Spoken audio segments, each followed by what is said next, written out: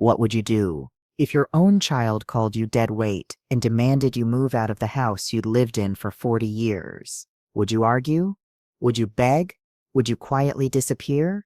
Well, when my son finished his cruel speech, I didn't do any of those things. Instead, I waited until 3 a.m. and made a phone call that would teach him the true meaning of dead weight.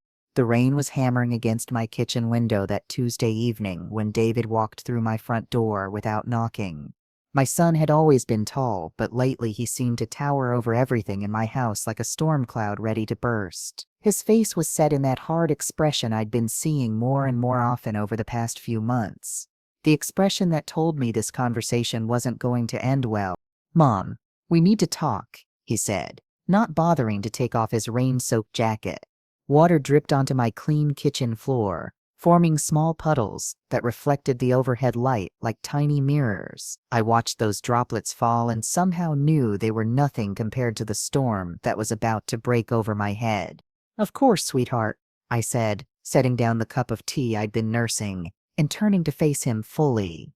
"Would you like some coffee? You look cold. I just made a fresh pot, and there's leftover pot roast in the refrigerator if you're hungry." The laugh that came out of his mouth wasn't a laugh at all. It was something cold and bitter that I'd never heard from him before. "Coffee? From you? Mom, that's exactly what I'm here to talk about. This whole situation, this whole burden that you've become." Burden. The word hit me like a slap across the face, but I kept my expression calm. I'd raised this boy to be better than this, to be kinder than this. Where had I gone wrong? When had the sweet child who used to bring me dandelions and call them flowers turned into this angry stranger standing in my kitchen? "I don't understand, David," I said quietly, my voice steady despite the earthquake that was starting in my chest. "What situation are you talking about?"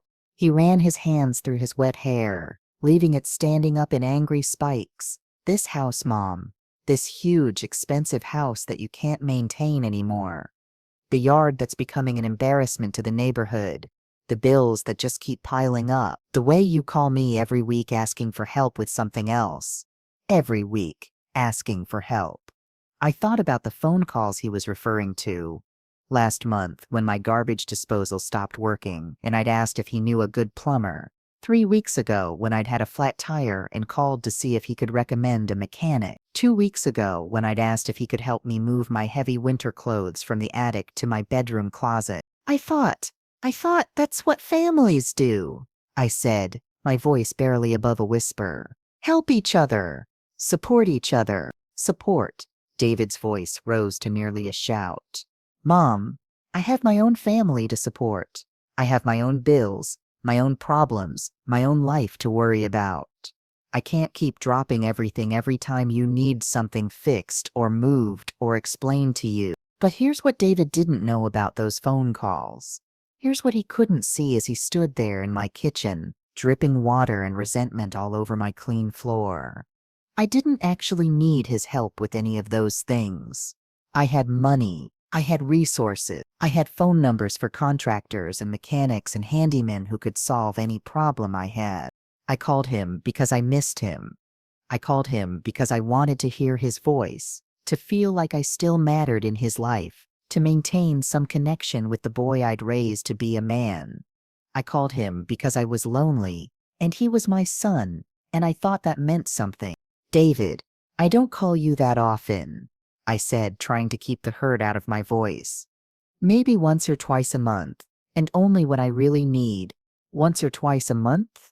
he interrupted, his eyes flashing with an anger that seemed to come from somewhere much deeper than frustration over phone calls.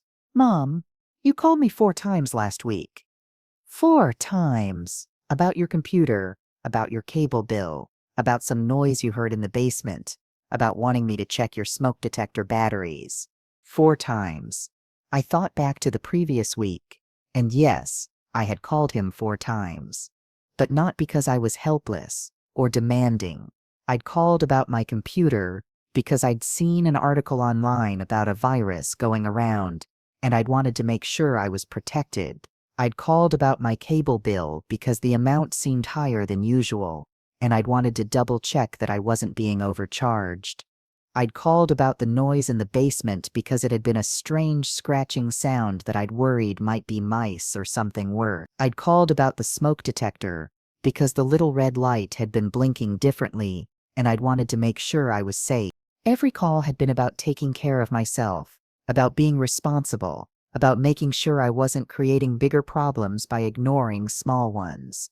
But David saw them as demands, as burdens, as evidence that I was becoming a problem that needed to be solved. "I'm sorry," I said, and I meant it. I didn't realize I was calling so much. I certainly didn't mean to be a burden. "But that's exactly what you are," David said, and his voice went quiet in a way that was somehow more devastating than his shouting had been. "Mom, you're 74 years old. You're living alone in a 4-bedroom house that's too big for you, too expensive for you, and too much work for you. You can't keep up with the maintenance. You can't figure out your technology. You can't even remember to pay your bills on time half the time." I couldn't remember to pay my bills on time. That was news to me. I'd never missed a payment on anything in my entire adult life. I'd never even been late with a payment.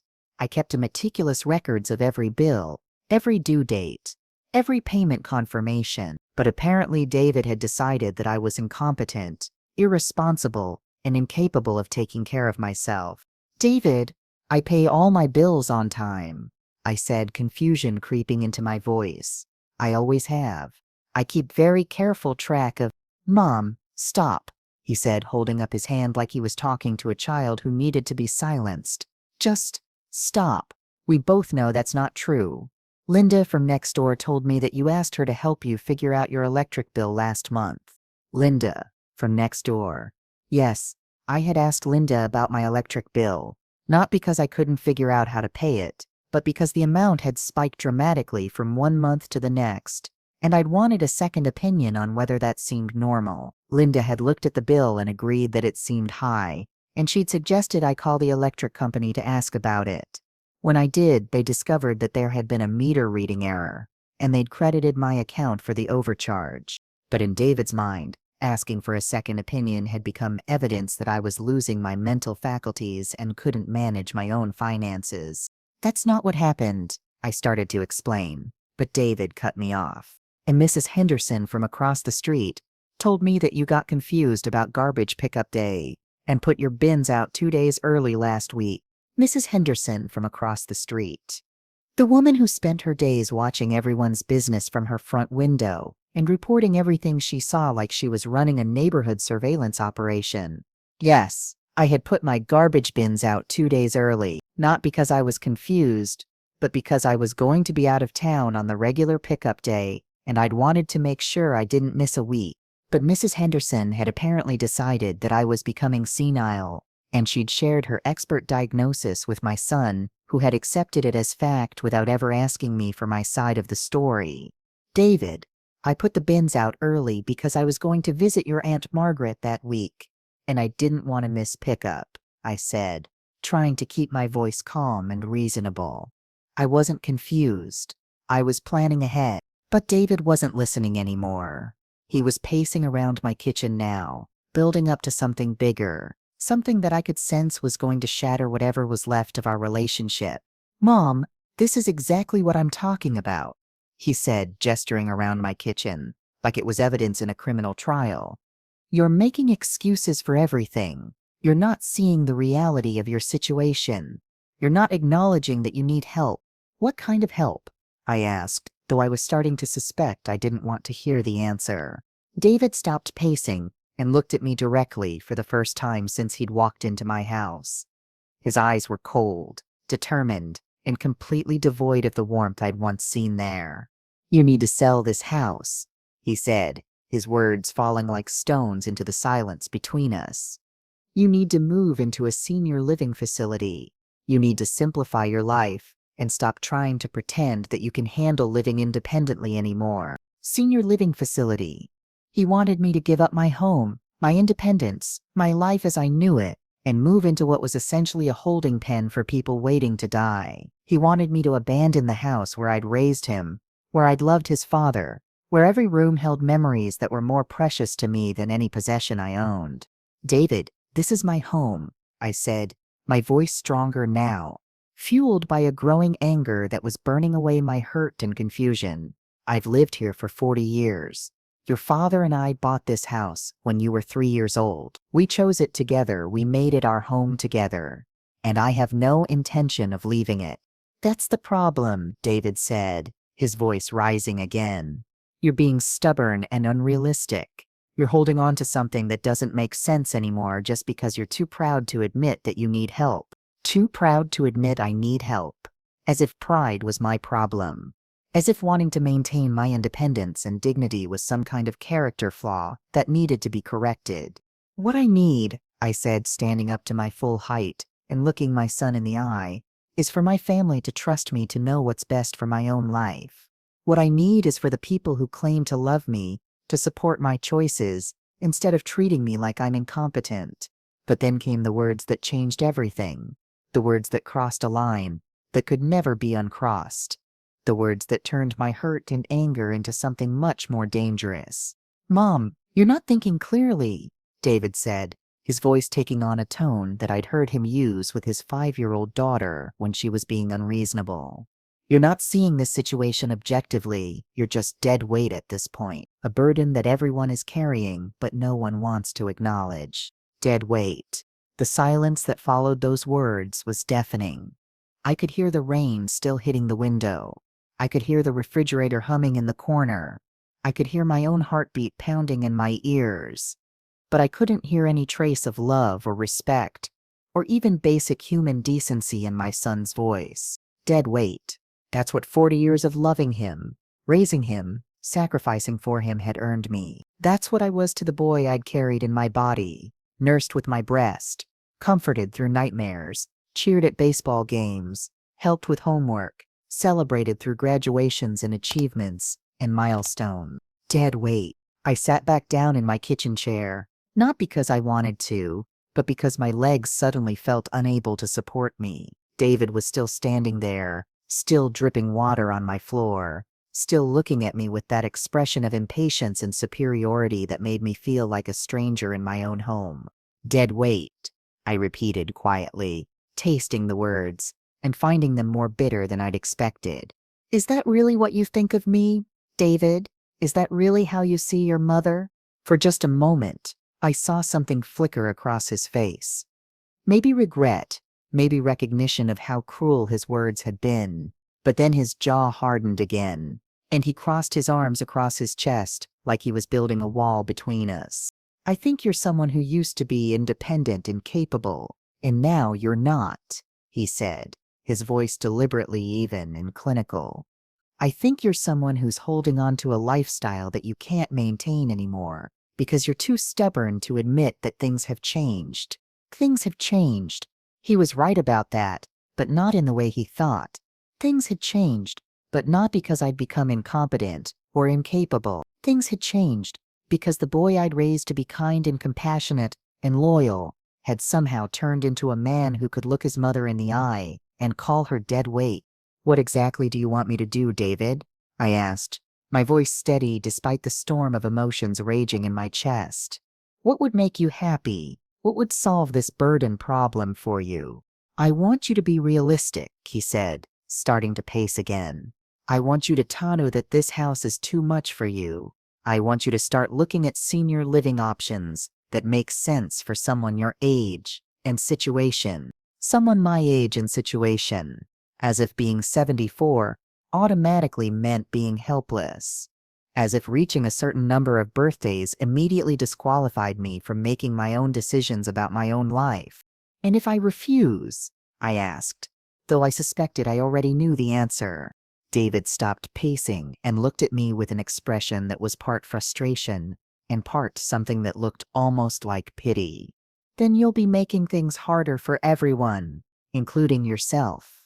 Mom, we can do this the easy way or the hard way, but it's going to happen either way. The easy way or the hard way. He was threatening me. My own son was standing in my kitchen, threatening me into giving up my home and my independence. He was talking to me like I was a problem to be solved rather than a person to be loved. The hard way? I asked, though I wasn't sure I wanted to hear the answer. The hard way means we start having conversations about competency evaluations, David said, his voice taking on the tone of someone who'd clearly thought this through in advance. It means we start documenting incidents where you've shown poor judgment or confusion. It means we involve lawyers and courts and make this a legal issue instead of a family issue. Competency evaluations. He was threatening to have me declared mentally incompetent so he could force me out of my home. He was planning to use the legal system to strip me of my rights and my autonomy because I dared to disagree with his assessment of my capabilities. But here's what David didn't know about his threats. Here's what he couldn't see as he stood there trying to intimidate me into submission. I wasn't the helpless, confused old woman he'd convinced himself I was. I was a 74-year-old woman with a sharp mind, substantial assets, and absolutely no intention of letting anyone, including my own son, bully me into abandoning my life. David, I said, my voice quiet but carrying a strength that seemed to surprise him. I think you should leave now. Mom, I'm trying to help you, he said, but his voice had lost some of its conviction. I'm trying to make this easier for both of us. You're trying to force me out of my home because you've decided I'm incompetent, I said, standing up again and walking toward the front door. You're threatening me with legal action because I won't agree to your plans for my life. That's not help, David. That's bullying. He followed me to the front door, his footsteps heavy on my hardwood floors. This isn't over, Mom, he said as I opened the door and gestured for him to leave. You can't just ignore reality forever. You're right, I said, looking him directly in the eye. This isn't over, but reality, as you're about to discover, isn't what you think it is. David stood in my doorway for a long moment, rain blowing in around him, something in my tone apparently making him hesitate. But then he shook his head and walked out into the storm, leaving me standing alone in my foyer with his words echoing in my mind. Dead weight. I closed the door behind him and leaned against it, finally allowing myself to feel the full impact of what had just happened. My son, the child I'd loved more than my own life, had just called me dead weight and threatened to have me declared incompetent if I didn't agree to give up my home. But as I stood there in the silence of my house, listening to the rain and feeling the weight of David's betrayal settling over me like a heavy blanket, something else was settling over me too. Something that felt like determination mixed with righteous anger and seasoned with the kind of cold calculation that comes from having your heart broken by someone you trusted completely. David wanted to know about dead weight. He wanted to threaten me with legal action. He wanted to force me to prove my competency. Well, he was about to learn that this particular piece of dead weight was about to drop some surprising information on him. Information that would teach him the true meaning of the phrase, "Be careful what you wish for." But first, I needed to make a phone call that would change both of our lives forever. I didn't sleep that night. How could I? Every time I closed my eyes, I heard David's voice saying those words, "You're just dead weight."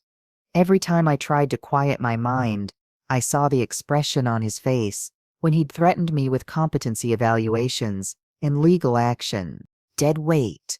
That's what 40 years of unconditional love had earned me. That's what decades of sacrifice and support and endless devotion had amounted to in my son's eyes. I lay in my bed, staring at the ceiling and listening to the rain gradually fade to a gentle patter, thinking about everything David had said and everything he didn't know. He thought I was confused, incompetent, financially struggling, and incapable of taking care of myself. He thought I was a burden that needed to be managed rather than a person who deserved respect. But here's what David didn't know about his dead weight mother. Here's what his threats and ultimatums had failed to take into account. I wasn't struggling financially. I was thriving financially. The house he wanted me to sell, I owned it free and clear, had for over a decade. The bills he thought I couldn't manage, I had enough money in various accounts to pay them for the next 20 years without ever touching my investment portfolio. The senior living facility he wanted me to move into, I could buy the entire facility without making a significant dent in my net worth. Robert had been a very smart man, with money, and he'd taught me everything he knew before he passed. We'd invested wisely, saved consistently, and built a financial foundation that was solid enough to weather any storm. When he died, he'd left me not just a widow, but a widow with significant financial independence and the knowledge to maintain it. But I'd kept quiet about the full extent of my assets. I'd lived modestly, spent conservatively, and never flaunted my financial security. Not out of miserliness or fear, but because I'd wanted my son to value me for who I was rather than what I had. I'd wanted his love to be genuine rather than motivated by inheritance expectations. What a mistake that had been. By 2:30 a.m., I'd made a decision. By 3:00 a.m., I was sitting at my kitchen table with my laptop open and my financial documents spread out in front of me. By 3:15 a.m., I was dialing a number I'd never called before but had researched extensively. Morrison, Bradley and Associates, Emergency Legal Services. A voice answered on the third ring. This is Jennifer. How can I help you? My name is Betty Richardson, I said, my voice steady despite the enormity of what I was about to do. I need to speak with an estate planning attorney immediately. I need to make some changes to my will, and I need to do it tonight. Mrs. Richardson, it's 3 a.m, Jennifer said gently. Are you sure this can't wait until normal business hours? Unless this is a genuine emergency. It is an emergency, I interrupted. My son just threatened to have me declared mentally incompetent, so he can force me to sell my home and move into a care facility. I need to make some changes to my estate planning before he has a chance to follow through on his threats. There was a pause on the other end of the line. Mrs. Richardson, I'm going to connect you with Mr. Bradley. He handles emergency estate planning situations. Please hold. While I waited, I opened my laptop and pulled up my current will. It was a straightforward document that left everything to David, with the expectation that he would use the inheritance wisely and honor my memory appropriately. Looking at it now, after what he'd said to me just hours earlier, I felt like I was reading a document written by a naive woman who'd completely misunderstood her son's character. Mrs. Richardson, this is Thomas Bradley, a voice said, pulling me out of my thoughts. I understand you have an urgent estate planning situation. Mr. Bradley, my son just told me I'm dead weight and threatened to have me declared incompetent unless I sell my house and move into a senior care facility, I said, the words coming out in a rush. I need to change my will immediately before he has a chance to interfere with my assets or my decision-making autonomy. Mrs. Richardson, those are very serious allegations, Mr. Bradley said, his voice professional but concerned. Before we proceed, I need to ask you a few questions to make sure you're in the right frame of mind to make these kinds of decisions. Are you currently taking any medications that might affect your judgment? No, I said firmly. I take a multivitamin and a low-dose aspirin. That's it. Have you been drinking alcohol tonight? No, I don't drink. Are you feeling coerced or pressured by anyone other than your son? No. In fact, no one else knows I'm making this call. And you're certain that you want to make changes to your estate planning based on tonight's conversation with your son. I thought about that question for a long moment. Was I certain? Was I making a decision based on anger rather than rational thought? Was I being hasty or reactive? But then I thought about David's face when he'd called me dead weight. I thought about his threats to me declared incompetent. I thought about his plans to force me out of my home and into a facility where I'd be warehoused with other people whose families had decided they were no longer worth the trouble of loving. Mr. Bradley, I said, my voice growing stronger with each word, I am absolutely certain. My son has shown me exactly how much he values my life, my autonomy, and my dignity. I want to make sure my estate planning reflects that reality.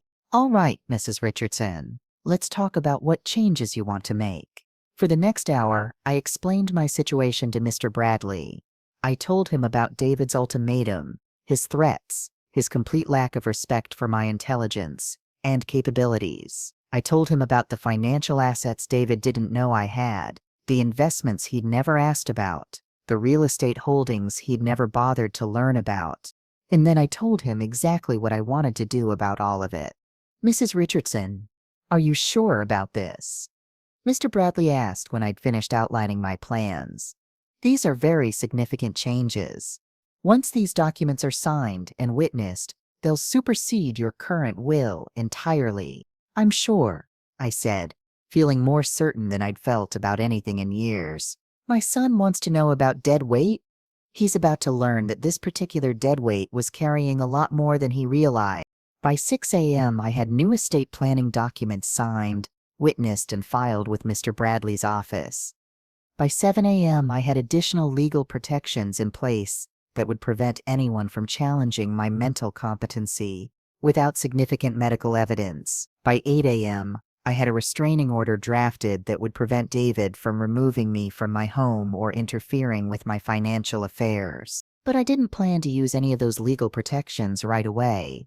No, I had a much more educational approach in mind. I was going to let David follow through on his threats.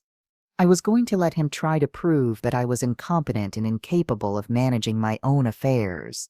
I was going to let him discover exactly what my financial situation actually looked like, and exactly what his threats had cost him. Because here's what David was about to learn about calling someone dead weight. Sometimes that dead weight is the only thing keeping you afloat. At 9 a.m., my phone rang. It was David, and his voice was much less confident than it had been the night before.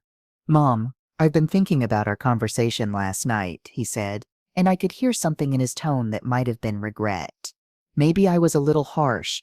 A little harsh. He'd called me dead weight, threatened to have me declared incompetent, and given me an ultimatum about selling my home, and he thought he'd been a little harsh.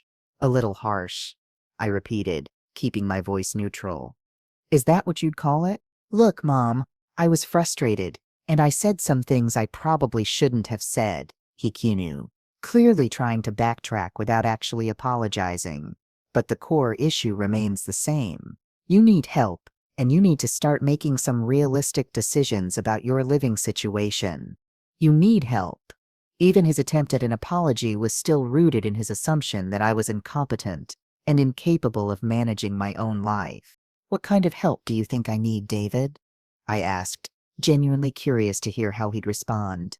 "Well, for starters, you need help managing your finances," he said, and I almost laughed out loud. "I've been thinking about it. And maybe the solution is for me to take over your financial affairs. You know, pay your bills, manage your investments, make sure you're not getting taken advantage of." He wanted to take over my financial affairs. The son who thought I was dead weight wanted to control my money. The irony was so perfect it was almost poetic. "That's an interesting suggestion," I said, still keeping my voice carefully neutral. "And what would happen to my house in this scenario?" "Well, obviously we'd still need to sell it," David said, his confidence returning as he apparently interpreted my calm tone as agreement. "But maybe we could take our time finding the right senior living situation for you. Something nice, but affordable. Something nice, but affordable." He was already planning to downgrade my living situation while taking control of my money. He was going to warehouse me in the cheapest acceptable facility while he managed the assets he thought were rightfully his. "David, that sounds like a big decision," I said thoughtfully. "Maybe we should involve some professionals. You know, make sure everything is handled properly." "Exactly," he said, and I could hear the relief in his voice. "I'm glad you're being reasonable about this, Mom. I was worried you were going to be stubborn." Stubborn. His word for maintaining my independence and dignity was stubborn. "Oh, I'm being very reasonable," I said, and there was something in my tone that should have warned him, but he was too focused on his victory to notice. "In fact, I think we should get lawyers involved to make sure everything is done correctly." "Lawyers?" David's voice held just a hint of uncertainty. "Oh, yes," I said, warming to my theme. "If I'm going to turn over control my finances to you, we should definitely have everything documented properly. We should have my competency evaluated by medical professionals. We should have my assets assessed by financial experts. We should make sure everything is legal and transparent." "Mom, I don't think we need to make it that complicated." "Oh, but David," I interrupted gently, "you said last night that we could do this the easy way, or the hard way. You said if I wasn't reasonable, we'd have to involve lawyers and courts and make it a legal issue. Well, I'm being reasonable. I'm agreeing to everything you suggested, so let's do it the right way. There was a long pause on the other end of the phone. Mom, when you put it like that, maybe we should start with something smaller. Maybe I could just help you with a few bills. Ease into it gradually. But I wasn't interested in easing into anything gradually. I was interested in teaching my son a lesson he'd never forget. No, David, you were right last night. This is too important to handle casually. If I'm really as incompetent as you think I am, then we need professional oversight. If I'm really dead weight that needs to be managed, then let's get the proper authorities involved to make sure it's done correctly. Mom, I think you're misunderstanding. I'm not misunderstanding anything, I said, my voice finally showing some of the steel that had been boiling inside me since the night before. You called me dead weight. You threatened to have me declared incompetent. You gave me an ultimatum about my home and my life. So let's see exactly what that looks like when we bring in the professionals you mentioned. But here's what I didn't tell David during that phone call. Here's what I was planning that would teach him more about dead weight than he'd ever wanted to know. I was going to let him start the competency evaluation process. I was going to let him bring in financial experts to assess my assets. I was going to let him discover exactly what his threats had unleashed. Because when those professionals started digging into my financial situation, they were going to find things that would shock David more than anything he could have imagined. They were going to discover that his dead-weight mother was actually carrying enough financial weight to sink his entire worldview. And when they did, he was going to learn that calling someone dead weight is a very dangerous game to play with someone who holds the power to prove exactly how much weight they've actually been carrying all along. 2 weeks later, David had arranged for what he thought would be a routine competency evaluation and financial assessment. He'd hired Dr. Tricia Wells, a geriatric psychiatrist, to evaluate my mental state, and he'd brought in Jonathan Creek, a certified financial planner, to assess my assets and determine whether I was capable of managing them independently. What David didn't know was that I'd already met with both professionals privately and had provided them with complete documentation of my financial situation, my mental health history, and the circumstances that had led to this evaluation. I'd also provided them with recordings of David's threats and ultimatums, recordings I'd made legally, using a phone app that documented conversations for personal protection purposes. The assessment was scheduled to take place in my home, at my kitchen table, with David present as my concerned family member. As we sat down that Thursday morning, I could see the confidence in David's face. He was certain that this process would validate his assessment of my incompetence and give him the legal authority to take control of my life. Mrs. Richardson, Dr. Wells began, opening her folder and pulling out a clipboard. I understand that your son has some concerns about your ability to live independently and manage your affairs. Before we begin the formal assessment, would you like to tell me, in your own words, why we're here today? I looked at David, who was sitting beside me with his arms crossed and his jaw set in that stubborn expression I'd seen so often lately. Dr. Wells, we're here because my son believes I'm what he calls dead weight. He thinks I'm mentally incompetent, financially incapable, and unable to live safely in my own home. He's threatened to have me declared incompetent if I don't agree to sell my house and move into a senior care facility. David shifted uncomfortably in his chair. Mom, that's not exactly. Mr. Richardson, Dr. Wells interrupted. Please let your mother finish her statement. My son has also expressed interest in taking control of my financial affairs, I continued, because he hears I'm confused about my bills and unable to manage my money properly. He's made these assessments without ever asking to see my financial records, without consulting with my doctors, and without any actual evidence of mental decline or financial mismanagement. Dr. Wells made notes on her clipboard. And how do you feel about these concerns, Mrs. Richardson? I feel that my son has made assumptions about my capabilities based on stereotypes about aging rather than actual evidence, I said calmly. I feel that he's more interested in controlling my assets than protecting my well-being, and I feel that this evaluation will demonstrate that his concerns are unfounded. But here's where the assessment took its first surprising turn. Here's where David started to realize that this process might not go exactly as he'd planned. Mr. Richardson, Dr. Wells said, turning to David. What specific incidents or behaviors have led you to believe that your mother is incompetent or unable to live independently? David cleared his throat and pulled out a folded piece of paper. Well, she's been calling me constantly for help with basic tasks. She couldn't figure out her electric bill. She put her garbage out on the wrong day. She's been asking neighbors for help with things she should be able to handle herself. I see, Dr. Wells said, making more notes. And have you observed any signs of memory loss, confusion, or disorientation when you visited your mother? Well, not exactly, David admitted. But the fact that she needs so much help with basic things suggests that she's not capable of. Mr. Richardson, Dr. Wells interrupted.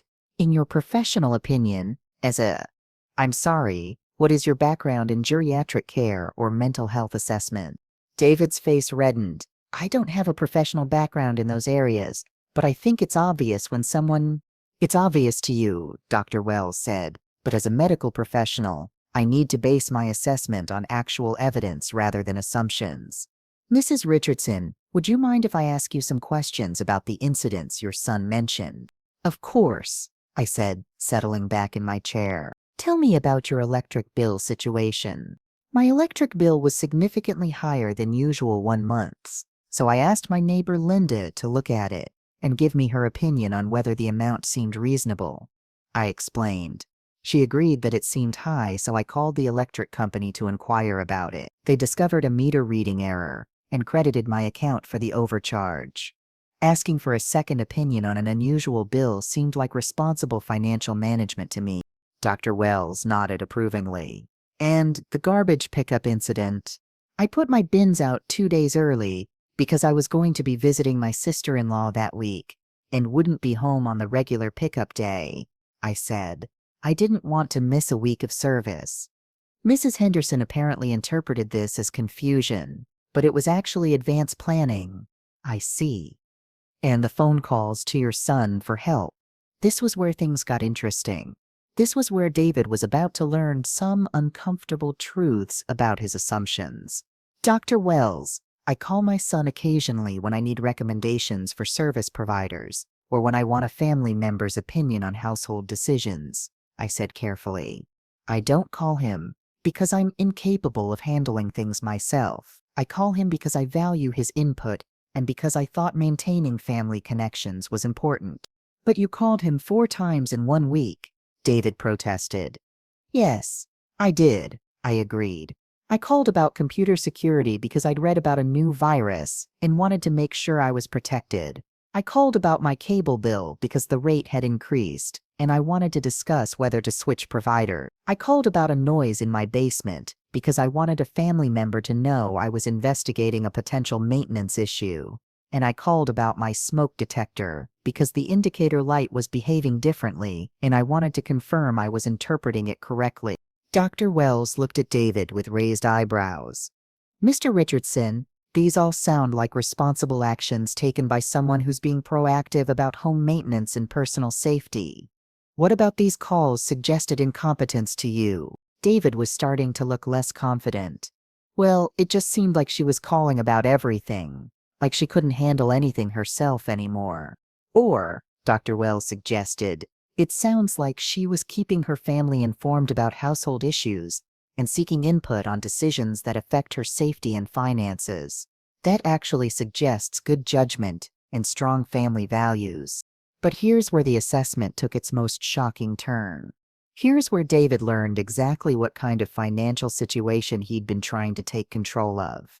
Now, Mr. Creek, Dr. Wells said, turning to the financial planner, I understand you've had a chance to review Mrs. Richardson's financial records. What did you find? Jonathan Creek opened his folder and pulled out a thick stack of documents. His expression was one of barely contained amazement. Dr. Wells, he said, glancing at David before returning his attention to the psychiatrist, Ms. Richardson's financial situation is extraordinary. Her assets are not only well managed, they're managed better than those of most financial professionals I work with. David's face went pale. What do you mean? I mean, Mr. Creek said, turning to face David directly. Your mother has a diversified investment portfolio worth approximately $1.2 million. She owns her home free and clear, valued at approximately $4. She has real estate investments in 3 different states worth approximately $800,000 combined. She has savings accounts, CDs, and money market accounts, totaling approximately $300,000. Her total net worth is approximately $2.7 million. The silence in my kitchen was deafening. David's mouth fell open, and for the first time since I'd known him, he seemed completely speechless. Furthermore, Mr. Creek continued, her financial records are meticulously maintained. Every investment decision she's made in the past 10 years has been well-researched and profitable. Her bill-paying system is more organized than that of most people, half her age. She has excellent credit, no debt, and a financial management system that most of my clients would envy. But she asked for help with her electric bill, David stammered.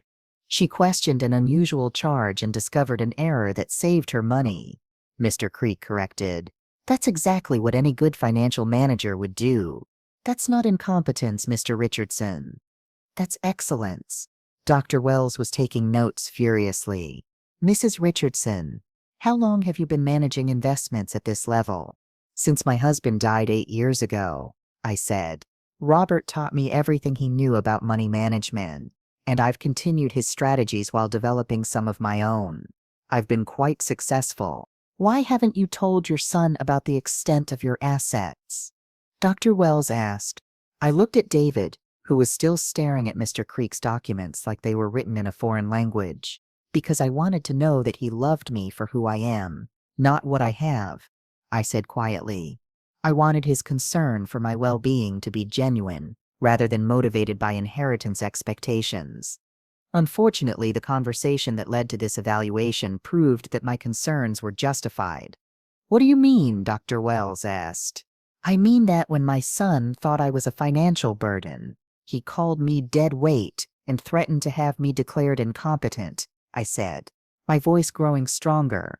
But now that he knows I have substantial assets, I suspect his attitude toward my competence will change dramatically.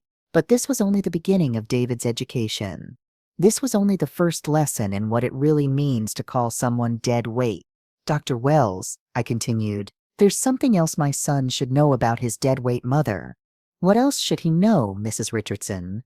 Dr. Wells asked, her pen poised over her clipboard. I reached into the folder I'd prepared for this meeting and pulled out a document that I'd been saving for exactly this moment. He should know that this dead weight has been supporting his family financially for the past 3 years without his knowledge. David's face went from pale to white. What are you talking about? I'm talking about the mortgage payments on your house that have been coming from one of my investment accounts, I said, unfolding the bank statements and placing them on the table where everyone could see them. I'm talking about the car payments for both your vehicles that I've been making through an anonymous loan arrangement. I'm talking about your daughter's private school tuition that's been paid by a scholarship fund that I established and have been funding personally. The look of shock on David's face was beyond anything I could have imagined. That's impossible, he whispered. Mr. Creek, I said, turning to the financial planner.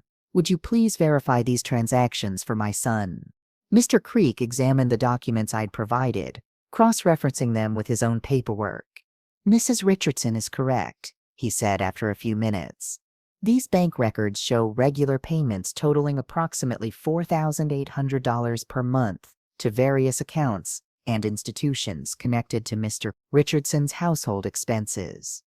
This has been going on for 36 months. That's over $70,000, Dr. Wells calculated quickly. $703, $400 to be exact, I said, looking directly at David. That's how much this dead weight has been carrying without your knowledge. But here's where the story takes its most devastating turn. Here's where David learned the true cost of calling someone dead weight. Why? David asked, his voice barely audible.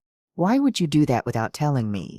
Because 3 years ago you lost your job and I could see that you were struggling, I said, gently. You were too proud to ask for help, but I could see the stress it was putting on your family, so I arranged for anonymous assistance that would preserve your dignity while ensuring that my granddaughter didn't have to suffer because of temporary financial difficulties. But I got another job, David protested. I've been supporting my family. You got another job that paid 30% less than your previous position, I corrected. You've been supporting your family with help from your deadweight mother. The mortgage payments, the car payments, the tuition. All of that has been possible because of my financial assistant. David put his head in his hands. Oh God, what have I done? You've shown me exactly what you think of me when you believe I have nothing to offer you, I said, my voice steady despite the pain in my chest. You've shown me that your love and respect are conditional on your perception of my usefulness. Dr. Wells was writing furiously. Mrs. Richardson, this completely changes the dynamic of this evaluation. Mr. Richardson, your mother has been functioning not only as an independent adult, but as the primary financial support for your household. Her judgment, her capabilities, her financial management skills, all of these are clearly excellent. But I wasn't finished yet. There was one more lesson David needed to learn about dead weight. Dr. Wells, I said, pulling out another document. There's one more thing my son should understand about the consequences of his threats and ultimatums. What's that? She asked. He should understand that I've made some changes to my estate planning as a result of our conversation 2 weeks ago, I said, handing David a copy of my new will. Changes that reflect my assessment of his character and his fitness to inherit the assets he's been calling dead weight. David's hands shook as he unfolded the document. As he read, his face went through a series of expressions: confusion, understanding, and finally, absolute devastation. You've left everything to charity, he whispered. I've left everything to organizations that help elderly people maintain their independence and dignity, I corrected. Organizations that don't call their clients dead weight or threaten them with competency evaluations when they refuse to be bullied. Mom, please, David said, and for the first time in years, I heard genuine emotion in his voice. I'm sorry. I was wrong. I was completely, totally wrong. Yes, you were, I agreed. But the question now is whether you're sorry because you realize you've hurt someone you claim to love, or whether you're sorry because you've just learned that your deadweight mother was worth $2.7 million. Dr. Wells closed her folder and looked at both of us.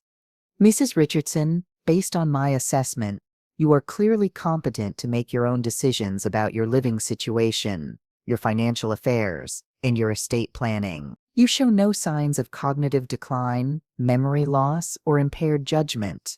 In fact, you demonstrate exceptional financial management skills and sound decision-making abilities. She turned to David. Mr. Richardson, I have to say that your mother's concerns about your motivations appear to be justified. The financial support she's been providing to your family, combined with your threats to control her assets, creates a very troubling picture of potential financial exploitation. I didn't know about the support, David protested. I had no idea she was helping us. Which makes your treatment of her even more concerning, Dr. Wells said. You were willing to call her dead weight and threaten her independence even when you thought she had nothing to offer you. That suggests that your recent regret might be more about the inheritance you've lost than the mother you've hurt. But here's where the story could have ended in complete devastation and broken relationships. Here's where it could have become a cautionary tale about greed destroying families and children betraying parents. But that's not how this story ends.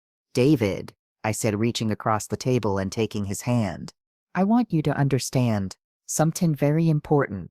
I didn't change my will to punish you. I changed it to protect myself from someone who had shown me that he valued my money more than my life. I don't value your money more than your life, he said, tears beginning to form in his eyes. Mom, I love you. I've always loved you. But you didn't respect me, I said gently. You didn't trust me. You didn't believe I was capable of making my own decisions about my own life. You saw me as a burden to be managed rather than a person to be valued. You're right, he admitted, the tears now flowing freely. I was so focused on what I thought was best for you that I never stopped to ask what you wanted. I was so worried about you becoming a burden that I turned myself into the burden instead. And in that moment, sitting at my kitchen table with professionals who had just validated everything I'd been trying to tell him, I saw something in David's face that I hadn't seen in years. I saw genuine remorse, not regret about losing money, but regret about losing respect for someone he loved. David, I said, squeezing his hand, I'm going to give you an opportunity to prove that your love for me is stronger than your desire for my money. What do you mean? I mean that I'm going to let you show me, over time, that you value my life, my autonomy, and my dignity regardless of what happens to my estate, I said. I'm going to let you prove that you can love your mother without trying to control her. How? By accepting that I'm going to continue living in my house, managing my own affairs, and making my own decisions about my life, I said firmly. By respecting my independence instead of trying to undermine it. By treating me like a competent adult instead of a burden to be managed. And if I do that, David asked hopefully. If you do that, I said, then maybe, over time, we can rebuild the relationship that your threats and ultimatums damaged. Maybe we can become a family again, instead of adversaries fighting over money and control. What about the will? He asked quietly. The will stays as it is until you prove to me that you understand the difference between loving someone and trying to control them, I said. Dead weight, as you're now beginning to understand, sometimes carries more value than the people trying to throw it overboard realize. Dr. Wells packed up her papers and looked at both of us. Mrs. Richardson, I'll be filing a report that documents your complete competency and your son's unfounded concerns. Richardson, I'd suggest that you spend some time thinking about the difference between helping someone and controlling them. After the professionals left, David and I sat in my kitchen in silence for a long time. Finally, he spoke. Mom, how do I fix this? How do I prove to you that I love you for who you are, not what you have? You start by never calling me dead weight again, I said with a small smile. And you continue by remembering that this dead weight has been keeping you afloat for longer than you realized. I will, he promised. I'll do whatever it takes to earn your trust back. Good, I said, standing up and walking to the window where I could see the sun beginning to set over the neighborhood I'd called home for 40 years. Because this dead weight isn't going anywhere anytime soon. And if you're very lucky, and if you work very hard to rebuild what you've damaged, maybe someday you'll inherit more than just money from me. What do you mean? Maybe you'll inherit the wisdom to understand that a person's worth isn't measured by their age, their assets, or their independence, I said, turning back to face him. Maybe you'll inherit the knowledge that calling someone dead weight is the quickest way to discover exactly how much weight they've been carrying all along. And that, my dear listeners, is how a deadweight mother taught her son the true meaning of family, respect, and the dangerous game of underestimating the people who love you most. If my story has taught you anything, let it be this. Never assume that someone is a burden just because they need different things than they used to need. Never threaten someone's independence just because you think you know what's best for them. And never ever call someone dead weight unless you're prepared to discover exactly how much weight they've been carrying without you even knowing it. Because sometimes the people we think are weighing us down are actually the ones keeping us from sinking entirely. Sometimes the burdens we're so eager to shed are actually the foundations that our entire lives are built on. I have more stories to share about family, respect, and the surprising ways that love can survive even the cruelest words. So subscribe, leave your thoughts in the comments, and remember, the next time you're tempted to call someone dead weight, you might want to ask yourself who's really keeping whom afloat.